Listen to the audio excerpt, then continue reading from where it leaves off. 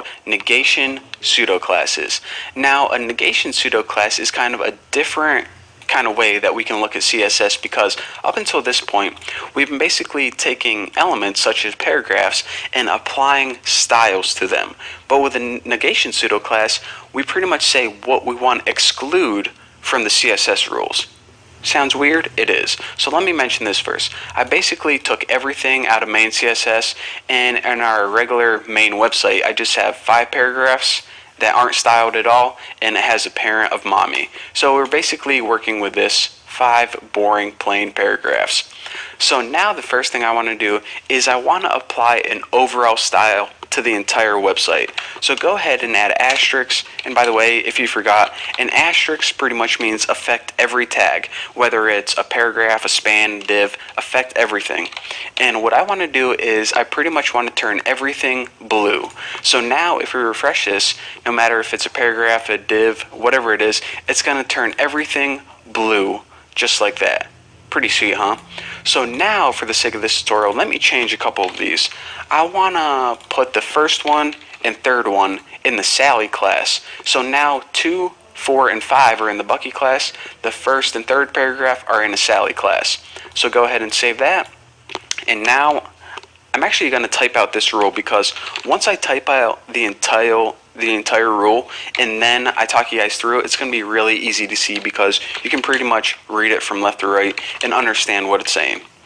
So for this, I'm going to color it red. And now that it's typed out, I want to tell you guys what I did here. I pretty much made a negation class, and what this is saying is, okay, color our entire website blue. We got that done. Now, everything that is not in the class Bucky, color red.